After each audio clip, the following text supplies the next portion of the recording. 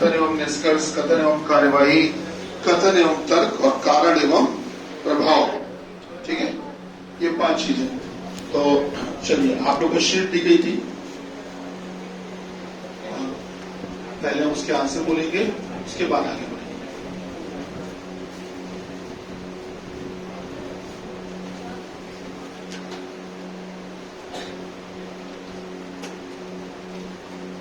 देखिए बेटा, आप पेपर में पता है एग्जामिनर एक काम कर रहा है।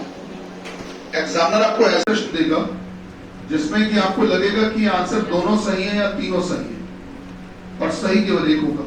ठीक है, तो होते, और ये सच्चाई है कि होते तीनों ही सही है या दोनों ही सही है, पर वो आंसर की में केवल एक को देते हैं। उसका रीजन है, मैं आपको बता देता हूं। जैसे आपका टॉपिक है कथन एवं कार्यवाही, statement and their course of action. तो कार्यवाही होती क्या है मैंने आपको बताया, तो मैं दोबारा से भी रिपीट कर रहा हूं कि कथन में एक आपको समस्या बताई जाएगी और उस समस्या का समाधान वही होगी कार्यवाही। बात समझ रहे? किसी भी समस्या का समाधान जो होगी वही क्या होती है? कार्यवाही।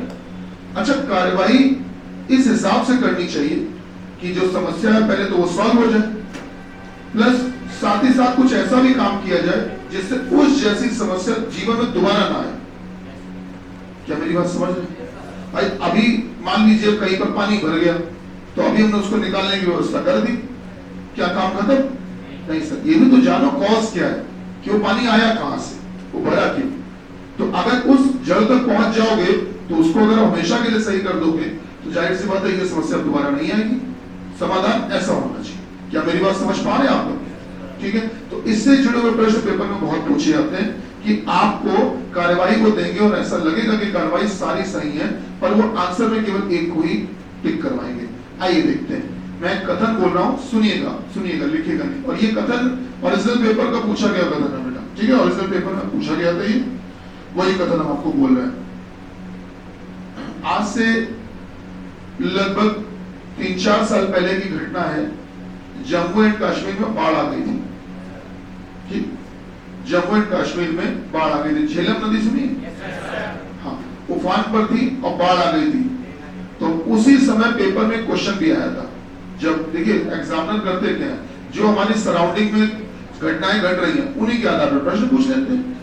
तो हुआ ये कि प्रश्न आया, सुनिएगा, कथन में आया कि जम्मू एंड कश्मीर में जल भराव की स्थिति हो गई है, बाढ़ आ गई है और बहुत सारे लोग बाढ़ में फंस गए हैं, निकल नहीं पा रहे हैं, पूरा क्षेत्र जलमग्न हो गया है। ठीक है, बाढ़ का प्रकोप बहुत ज्यादा फैल गया है और बहुत सारे लोग बाढ़ में डूबने की स्थिति में आ गए, लोगों के घर डूबने की स्थिति में आ गए। भैया क्या कथन आप समझ पा रहे हैं? मैं इसको एलैबोरेट करके डिस्क्राइब करके बता रहा हूं केवल आपकी सरलता के लिए। तो जम्मू एंड कश्मीर में बाढ़ आ गई है, जिस कारण से सारे घर, सारा क्षेत्र डूब गया है, सब जलमग्न हो गया है और लोगों के घर डूब गए हैं। अब लोगों के डूबने की स्थिति नौबत आ चुकी है। कथन सुन लिया? अब कार्यवाही, पहली कार्रवाई सुनिएगा। प्रशासन को तत्काल प्रभाव से लोगों के लिए एक अलग किसी सुरक्षित जगह पर टेंट बनाने चाहिए, जिससे कि लोग वहां पर सुरक्षित रूप से रह सकें। कार्रवाई सुन ली? ठीक। दूसरी कार्रवाई, प्रशासन को तत्काल प्रभाव से बाढ़ में फंसे हुए लोगों को हेलीकॉप्टर के माध्यम से या किसी अन्य माध्यम से वहां से निकालने की व्यवस्था करनी चाहिए, रेस्क्यू करने की व्यवस्था करनी चाहिए। अरे सुन तो लो, अभी बात खत्म नहीं हुई, अभी आपको और कार्रवाई देने वाले हैं। 2 हो गई। तीसरी, प्रशासन को तत्काल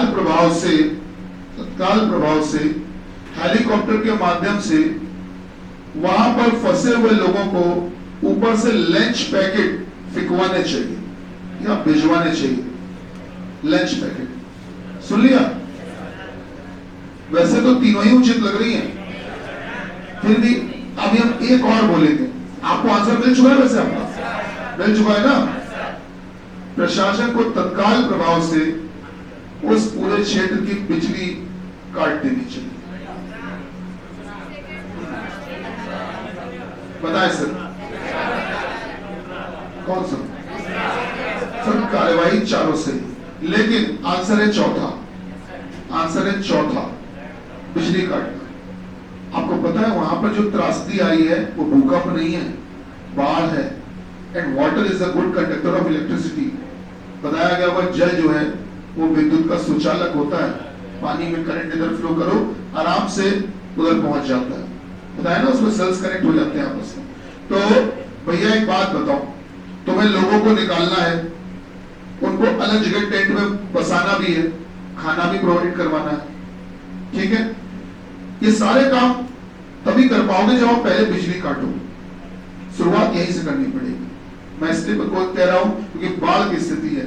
मान लीजिए जो एनडीआरएफ की टीम गई है बचाने के लिए, रेस्क्यू करने के लिए, पानी भरा हुआ है, बेटा अगर वहां करंट होगा, बिजली वहां चालू होगी, तो आप बताइए जब वही लोग सुरक्षित नहीं है बचाने वाले, उनको भी तो करंट लग सकता है। क्या मेरी बात समझ पा रहे हैं? तो पानी में ही तो जाएंगे तैर के, डूब के, जैसे भी बचाने के लिए। तो सबसे पहले वहां की बिजली काटनी है। आप कभी भी ध्यान रखिए, कार्यवाही का एक क्रम होता है, एक क्रम होता है।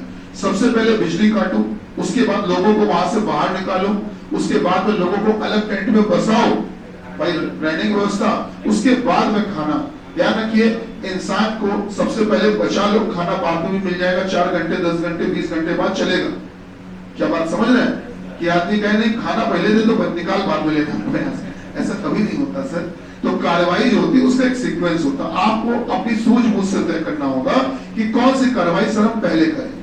क्या मेरी बात समझ लो? ये आपको तय करना होगा। अच्छा, मैंने अभी एक दिन एक एग्जांपल बताया था, आपको याद होगा कि एक मेन रोड है, मुख्य सड़क, वहां पर बीच में एक ट्रक पलट जाता है, सामान से लदा हुआ भरा हुआ ट्रक पलट गया, जिस कारण से वहां जाम की स्थिति बन गई है, जाम की स्थिति बन गई है। तो अब वहां पर कार्रवाई क्या करनी चाहिए? पहली कार्रवाई कि जो भी उस ट्रक का ड्राइवर है उसको पकड़कर उसके खिलाफ उचित कानूनी कार्रवाई करनी चाहिए, ठीक। दूसरी कार्रवाई हमने बताई थी, दूसरी कार्रवाई है कि उस मलबे से लदे हुए या गिरे हुए ट्रक को क्रेन के माध्यम से वहां से निकलवाना चाहिए, जो पलट गया है, जो वहां जिसने जाम किया हुआ है। तीसरी कार्रवाई हमने बताई थी कि उस रोड से जुड़ी हुई अगर कोई लिंक रोड हो, कोई अतिरिक्त सड़क हो, अगर हो तो जाम को वहां से फ्लो करवाना चाहिए, वहां से निकलवाना चाहिए, खाली करवाना चाहिए। अब अगर देखा जाए तो कार्रवाई तीनों ही सही है, तीनों सही है बेटा। ड्राइवर ने भाई मेन रोड जाम की है, उसमें एम्बुलेंस भी फंसी होंगी, उसमें फायर ब्रिगेड की गाड़ियां भी फंसी होंगी, उसमें पुलिस की गाड़ियां भी फंसी होंगी, उसमें कई जरूरतमंद लोग भी फंसे होंगे जिनको समय पे पहुंचना होगा। सर उसने बड़ा अपराध किया, छोटा अपराध नहीं है। एक मेन रोड जिसमें तमाम लोग गुजरते हैं, मान लो कोई गाड़ी पीछे से तेजी से चली आ रही, जाम लगा हुआ है, ब्रेक नहीं मार पाया, उसको तो आइडिया नहीं था ना यहाँ जाम लगा होगा, तो कुछ भी हो सकता। तो ऐसी स्थिति में उसने एक बड़ा अपराध किया, छोटा मोटा अपराध नहीं किया। एमवी एक्ट बोलते हैं इसको, मोटर व्हीकल एक्ट, बेटा इसके तहत उसने बहुत बड़ा अपराध किया, समझ रहे हैं? इसमें सजा का प्रावधान है आईपीसी के अंतर्गत बेटा, तो बात को समझिएगा। तो उस ड्राइवर के खिलाफ उचित कानूनी कार्रवाई करनी चाहिए, ये जानकर कि उसने जानबूझकर किया, धोखे से हुआ, कैसे हुआ, परिस्थिति के आधार पर जरूरी है ड्राइवर के खिलाफ कार्रवाई करना। दूसरा क्या है कि ट्रक को वहां से निकलवाना भी आवश्यक है, ठीक। और जाम लग रहा है उसको खाली करवाना भी जरूरी है, भाई रोड बढ़ती चली जा रही, गाड़ियां इकट्ठा होती जा रही, वो भी जरूरी है। अब डिपेंड करता है कि पहले कौन सा काम करोगे। कार्रवाई तीनों आवश्यक है, पहले रोड को खाली करवाओ, उसके बाद तभी तो क्रेन आ पाएगी, क्रेन भी तो जाम में फंसी होगी, तो क्रेन को आने के लिए भी तो पहले रोड को तो खाली करवाओ। पहले रोड खाली होगी, उसके बाद फंसा हुआ मलबा जो ट्रक पलटा हुआ वो बाहर होगा, उसके बाद दोषी ड्राइवर के खिलाफ, या दोषी है नहीं है जैसा भी है, उसके खिलाफ उचित कानूनी कार्रवाई होगी। क्या मेरी बात समझ रहे हैं? तो कार्रवाई करने वाले आप ही होते हैं, आप ही एक ऑफिसर होते हैं, आप ही को तय करना होता है। बीइंग एन ऑफिसर आप क्या डिसाइड करोगे कि सर मैं अगर इस परिस्थिति में एक अधिकारी होता तो मुझे क्या करना चाहिए, बस आपसे यही पूछा जाता है। क्या मेरी बात समझ रहे हैं बेटा? ठीक, अच्छा तो शीट मिल गई सबको, है सबके पास शीट? चलिए, नहीं है क्या कुछ लोगों के पास? चलिए दिलवा देंगे। मोहित भैया जिनके पास शीट ना हो दे दीजिएगा। अच्छा बेटा, एक कारण और प्रभाव का भी हम एक एग्जाम्पल लिखवाना चाहते हैं। मेरे ख्याल से कथन एवं पूर्वधारणा का लिखवाया था हमने, आपको एग्जाम्पल लिखवाए थे, कार्रवाई के भी लिखवाए थे, अच्छा निष्कर्ष के भी लिखवाए थे। बेटा लिखवाए थे, तर्क के भी लिखवाए थे। तर्क तर्क होता हाँ ना वाले वो इतना बेटा। कारण एवं प्रभाव बहुत इंपॉर्टेंट टॉपिक है, आइए इसके आंसर लिखवाते हैं। आइए इसको भी पढ़ लेते हैं, कारण एवं प्रभाव। एक एग्जांपल इसका भी लिख लेते हैं।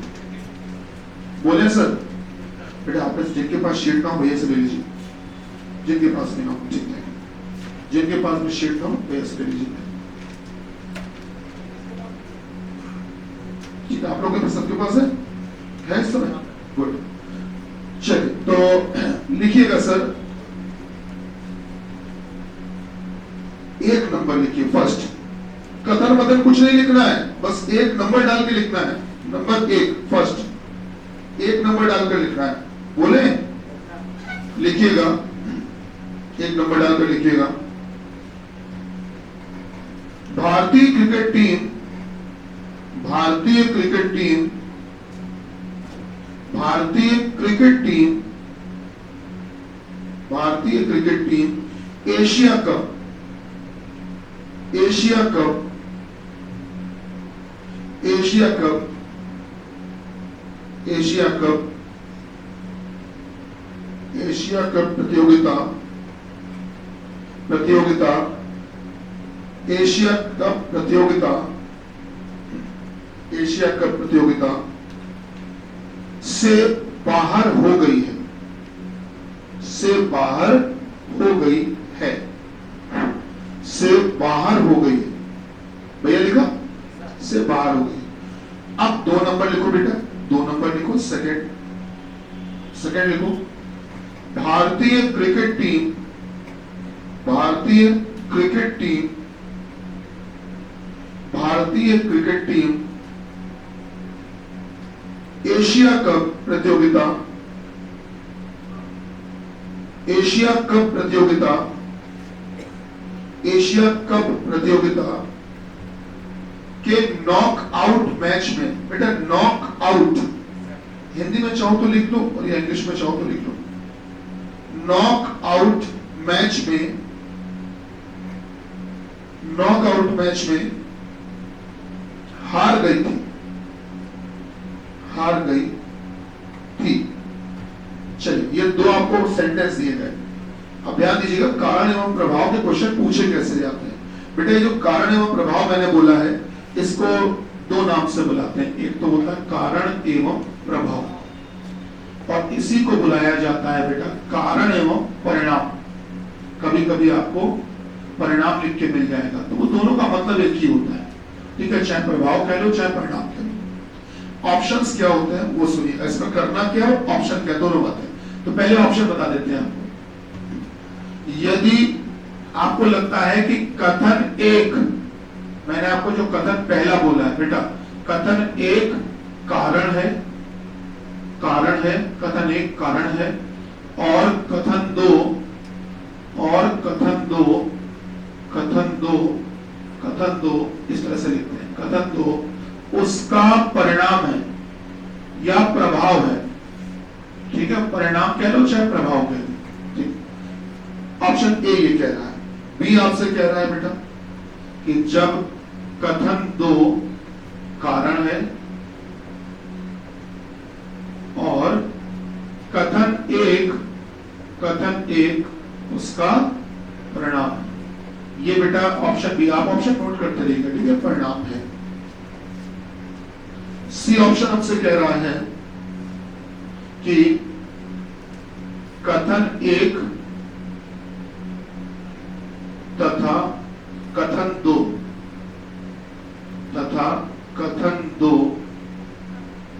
दो किसी सामान्य कारण, किसी सामान्य कारण, बेटा सामान्य को ही कहते हैं कॉमन, सामान्य कारण, सामान्य कारण के परिणाम है या के प्रभाव है, आप ये भी लिख सकते हैं, परिणाम है, किसी सामान्य कारण के परिणाम, ठीक, कॉमन कारण के परिणाम, किसी एक ही कारण के परिणाम, कोई एक कारण है उसी के दोनों परिणाम। अच्छा, और डी क्या कहता है, डी कहता है कि कथन एक तथा कथन दो, दो किन्हीं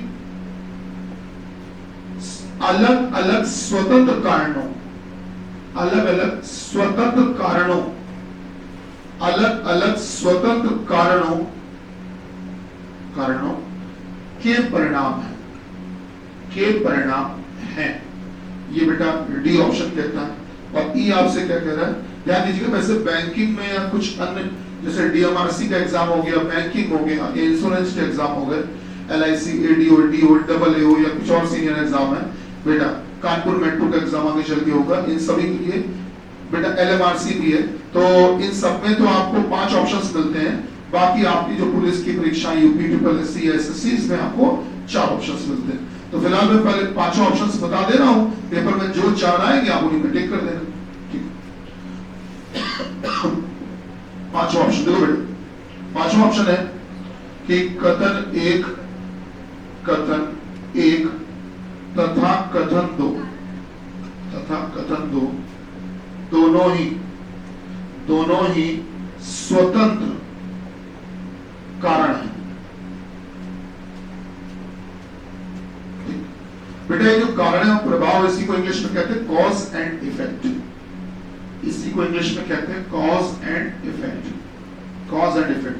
कॉज मतलब होता है कारण। जब डॉक्टर साहब के पास जाते हो, कभी डॉक्टर साहब के पास ध्यान से देखना, वो एक पर्चा बनाएंगे। जब आप बीमारी अपनी लेकर जाते हो, दिक्कत लेकर डॉक्टर साहब को दिखाने के लिए, कभी नोटिस करना डॉक्टर साहब जो एक पर्चा बनाएंगे, ठीक है। और डॉक्टर साहब एक पर्चा बनाएंगे, कभी ध्यान देना उसमें ऐसे लिख देते हैं, कभी अपने पर्चे को गौर से देखना, ऐसे लिखते हैं बेटा। ये सिंबल जो होता है ये कॉज का सिंबल होता है। और इसके बाद लिखते हैं कि फीवर सिंस लास्ट 4 नाइट्स या 2 नाइट्स या हेडेक है या जैसा भी है, मतलब जो आप दिक्कत बताते हो वो सारी आगे लिख देते हैं। ठीक, तो वो ये होता है कॉज, कि आपको कॉज क्या है, किस कारण से आप मेरे पास आए हो। अब हम उसके बाद इलाज करेंगे। आप बात समझ रहे हैं? तो पहले कॉज लिखा जाता है हमेशा किसी भी चीज का। तो कॉज मतलब होता है कारण। ध्यान रखना, कॉज का मतलब क्या होगा बेटा, कारण। और अगर कारण ये है तो उसका प्रभाव क्या पड़ रहा है, उसका परिणाम क्या होने वाला है। ठीक है, ये होता है बेटा नियम इसका। चलिए, तो इसको चेक करने के लिए मैंने आपको एक जुगाड़ भी बताया है। जुगाड़ भी बताया, फॉर्मूला जिससे आप कहते हो। जुगाड़ तो एक घरेलू शब्द हो गया, थोड़ा सा एक ज्यादा कॉमन वर्ड हो गया कह सकते हैं। जुगाड़ बताया था क्योंकि, कारण नहीं बताया है, बताया है, लिखा होगा कॉपी में देखिएगा।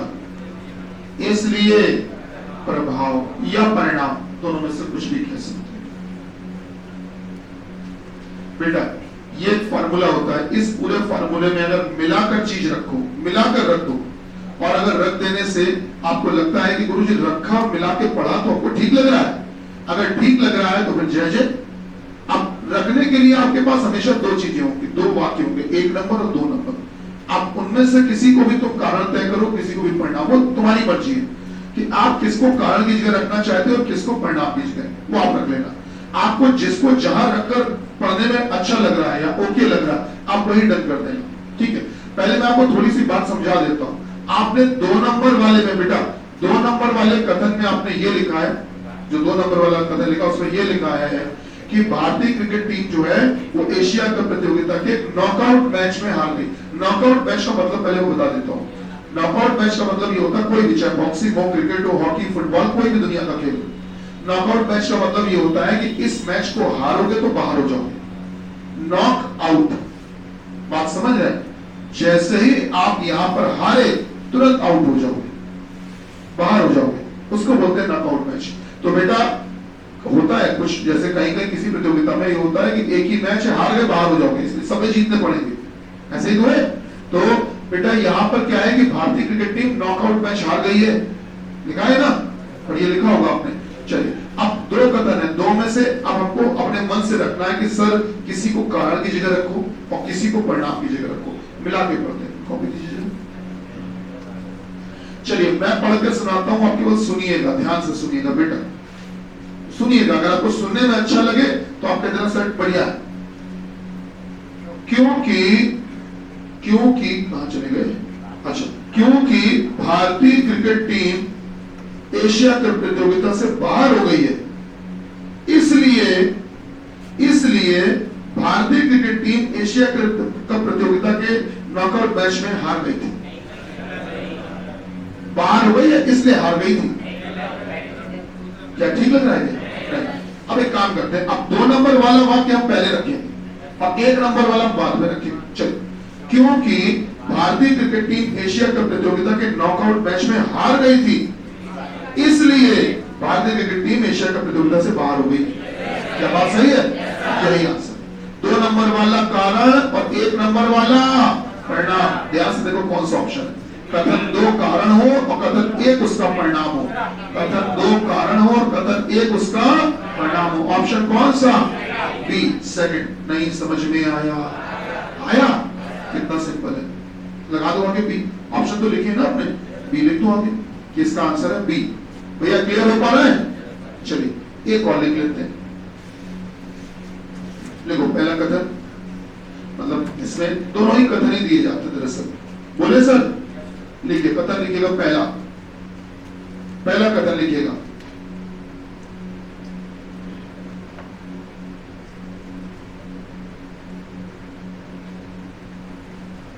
पहला कथन लिखिएगा।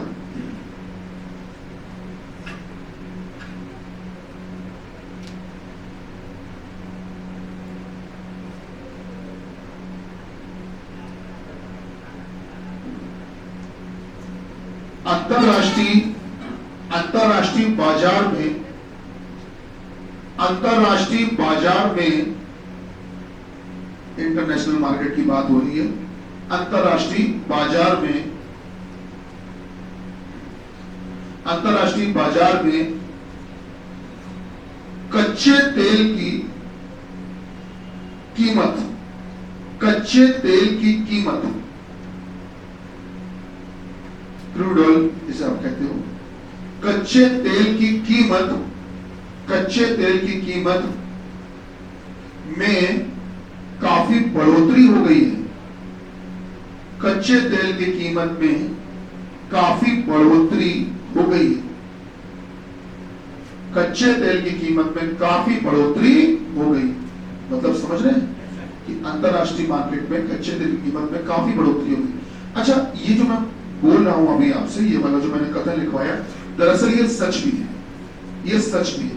अभी जो यूक्रेन और रशिया का युद्ध चल रहा था, पता होगा ना, यूक्रेन रशिया, आपको बताया बहुत पहले क्या था कि इस पूरी दुनिया में, पूरे वर्ल्ड में केवल यूनियन टेरिटरीज हुआ करती थी। यूके, यूएसए, यूएसएसआर, समझ रहे हैं, ये सारी के सारी यूनियन टेरिटरीज हुआ करती थी।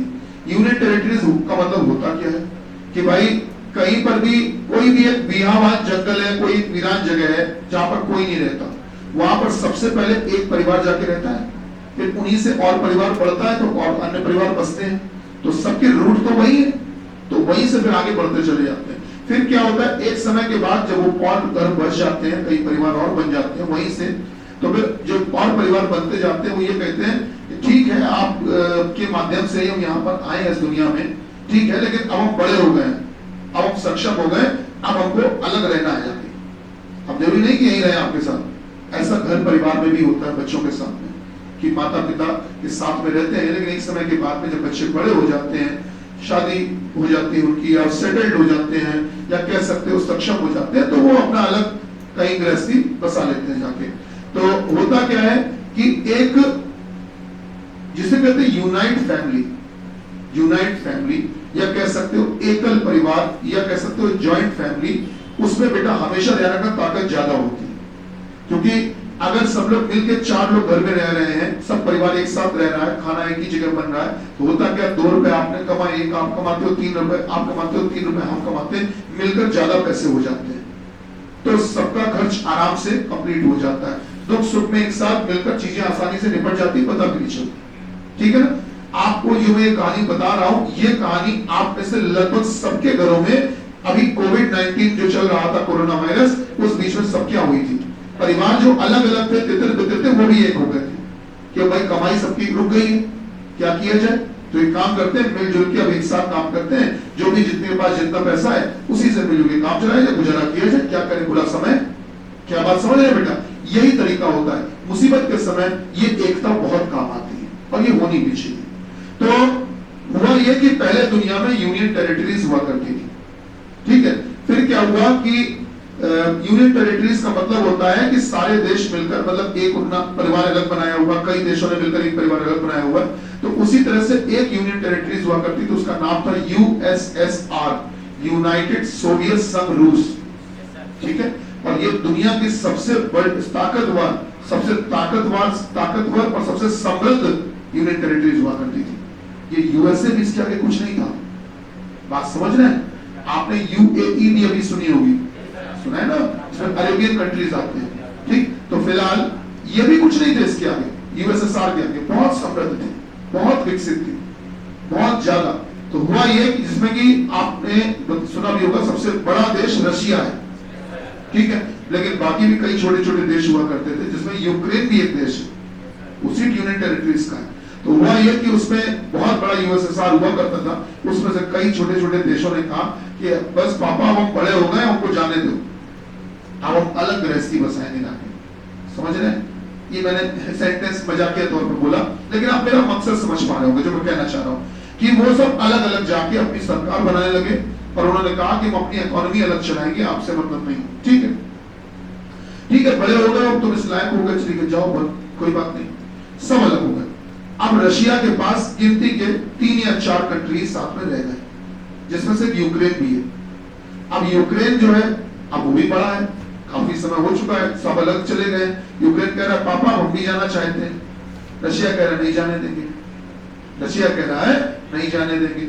तो अमेरिका जो है वो कह रहा है यूक्रेन से, पागल हो तुम, बड़े हो गए हो तुम, अब कमाते हो, खुद तुम सक्षम हो, कब तक तुम उनके आश्रित रहोगे, और क्या जरूरत क्या है, तुम अपने आप में एक देश हो, समृद्ध देश हो, तुम टेंशन ना लो, अगर तुम्हें आगे तुम्हें डेवलप होने में, अपनी गृहस्थी बसाने में कोई दिक्कत आएगी तो हम तुम्हें मदद करेंगे, तुम चिंता ना करो, तुम अलग हो पहले।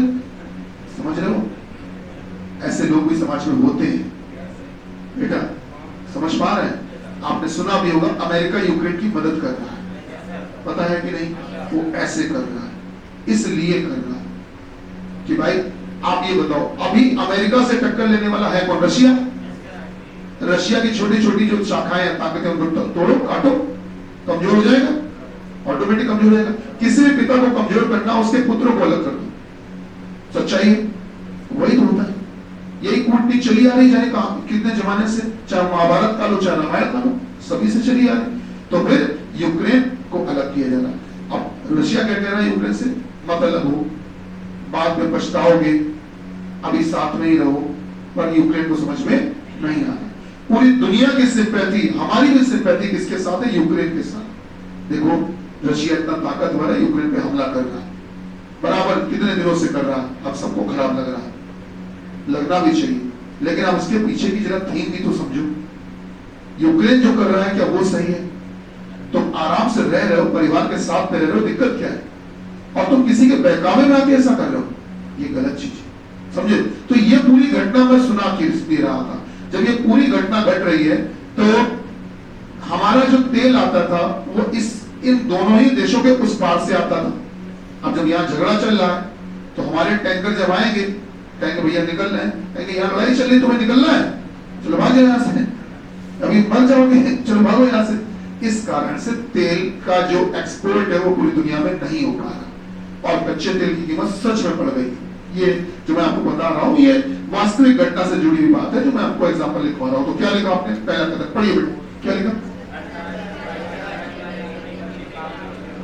हाँ, कच्चे तेल की कीमतों में काफी बढ़ोतरी हो गई। नंबर 2 लिखिए, नंबर 2 लिखिएगा, नंबर 2 लिखिएगा, लिखिएगा। भारत में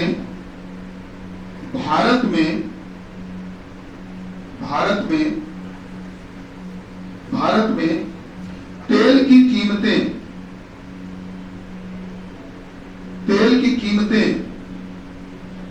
फुटकर बाजारों में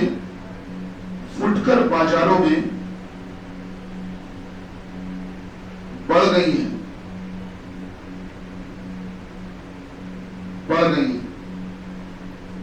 बेटा लिख पाए? क्या लगता है क्यों बढ़ी होगी? क्या कौन कारण लग रहा है, कौन प्रभाव लग रहा है? सोच लो, पढ़ लो, समझ लो, तय करो तुमको कौन सा कारण लग रहा है और कौन सा परिणाम परिणाम। हाँ भाई, पढ़िए पढ़िए पढ़िए पढ़िए पढ़िए, पढ़ा, पढ़ के रखिए। अगर आपको जो कारण लग रहा है उसको कारण की जगह रखना, और जो प्रभाव लग रहा है उसको प्रभाव की जगह, और पूरा मिला के धारा प्रभाव पढ़ जाओ, पूरा एक फ्लो में पढ़ जाओ।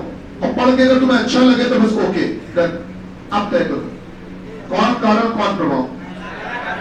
पहला वाला पक्का, बदलोगे नहीं, बदलने देंगे नहीं, ध्यान रखना।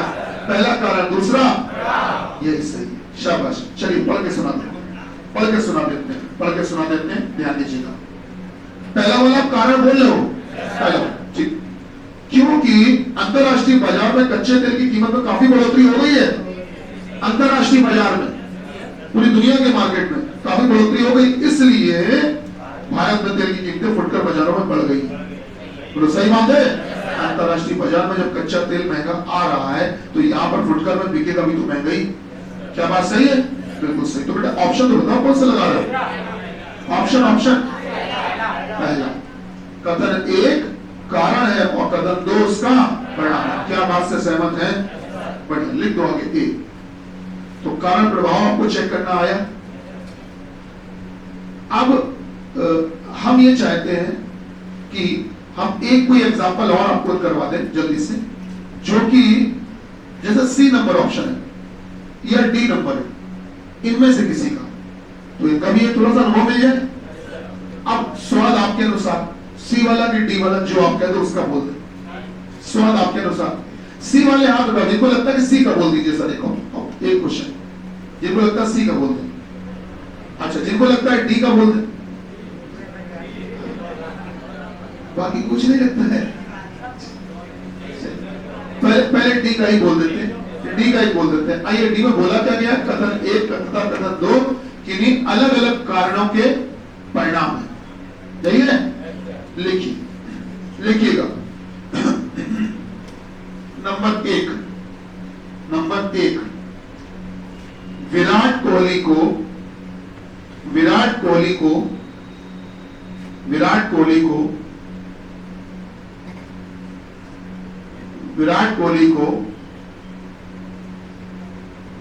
होने वाली क्रिकेट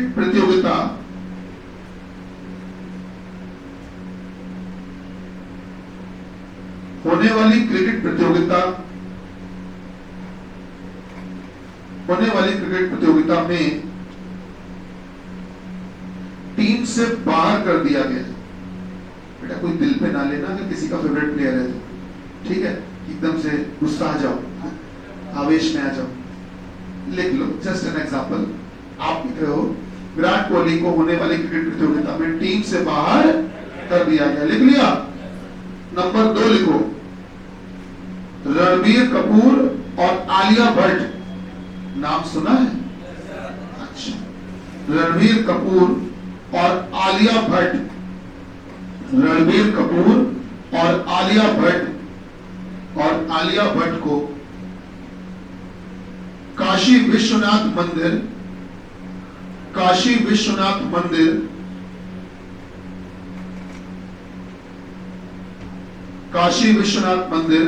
में दर्शन करने से रोक दिया गया है।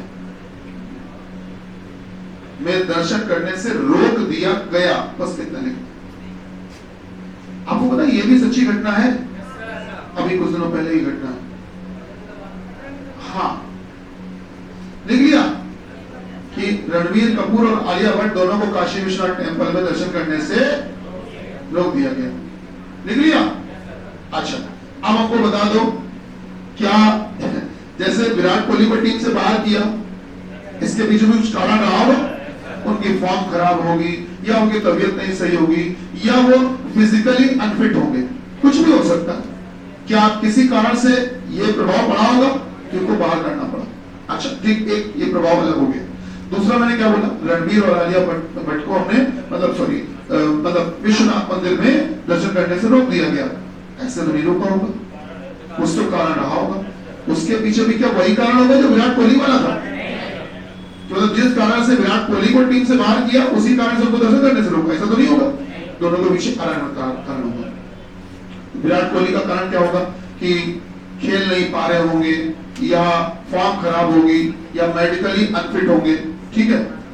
अच्छा, ये हमको अभी सूचना मिली सूत्रों द्वारा महाकालेश्वर मंदिर से रोका गया था। अभी खबर आई है मीडिया के द्वारा कि महाकालेश्वर मंदिर से रोका गया था। हमने क्या विश्वनाथ मंदिर लिखवा दिया क्या?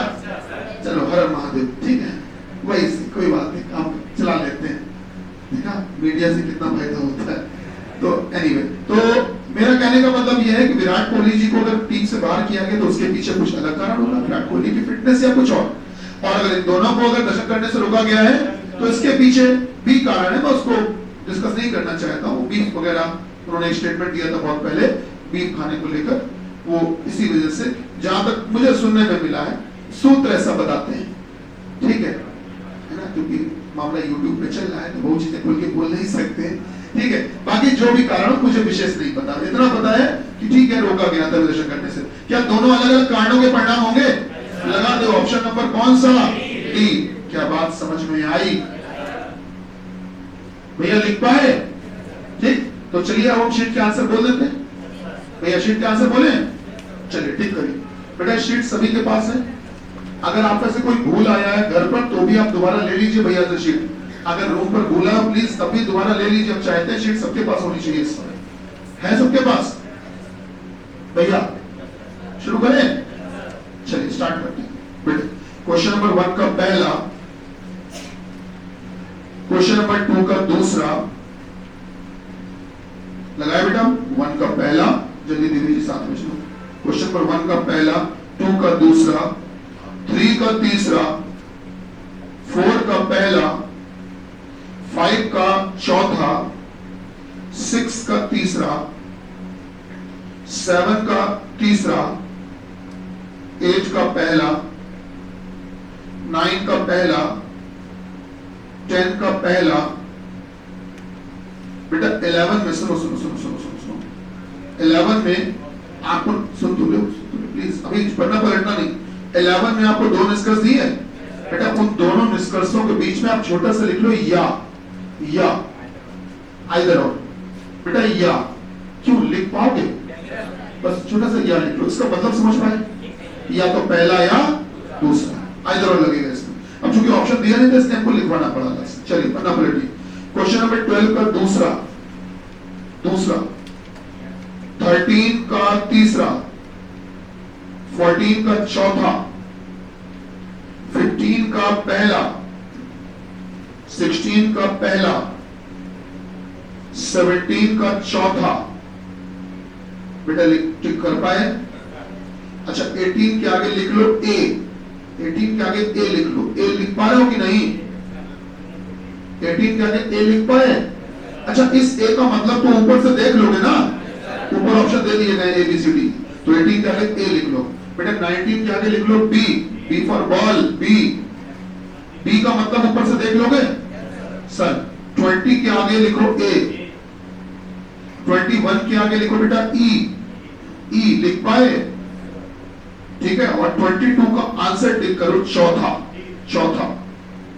ठीक, अब मुझे एक बात बताओ, इन 22 प्रश्नों में से क्या कुछ मैच हुए? घर पर जो लगे हुए? शाबाश। अच्छा चेक करके हमको ये बताओ कि पहले चेक करो कितने सही हुए, फिर मैं कुछ पूछूंगा आपसे। गिन लो अपने हिसाब से, गिन लो कितने सही हुए, गिन लो। सीट आज नहीं मिली है, आप कल नहीं आए थे? तुम लोग यार क्या क्या स्टेटमेंट दिलवाते हो हमसे समाज में? बिना शीट की बताओ आप लोग कैसे काम चला रहा है?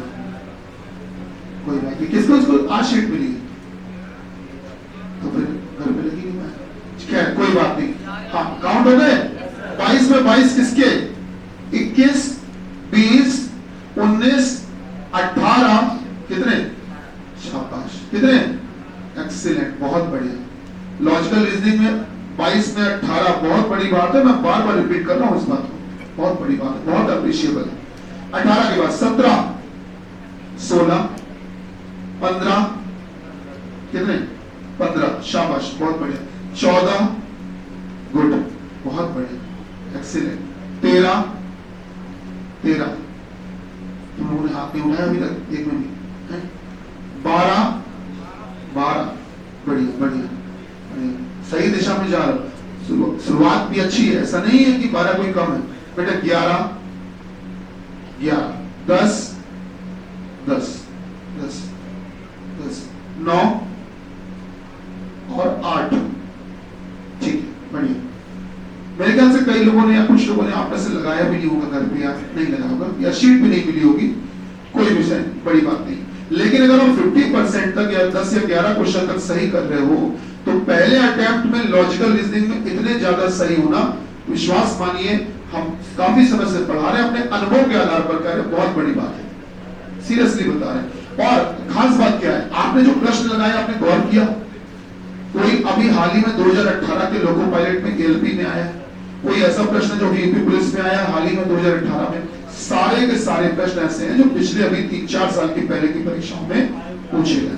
क्या मेरी बात समझ रहे हैं? तो ओरिजिनल पेपर के क्वेश्चन आप कर पा रहे हो, दैट्स गुड। ठीक है, चलिए एक काम करेंगे, हम अब अगली क्लास में इस शीट को प्लीज लेकर आइएगा। जो लोग नहीं लगा पाए, शीट नहीं मिली, आप लोग कंप्लीट करिएगा और मैं इसको डिस्कस करूंगा। कल बेटा आपकी कोई क्लास नहीं है, ठीक? हाँ, कल कोई क्लास नहीं है, कल कोई क्लास नहीं है, कल छुट्टी बनाओ संडे। और मंडे को एक दिन अभी और आना, एक दिन सुबह और लॉजिकल रीजनिंग कंप्लीट करनी है हम लोगों को, एक क्लास हमको और चाहिए, ठीक है? तब हम शीट को कंप्लीट करवा देंगे, तब ओके, थैंक यू। भारत माता की जय।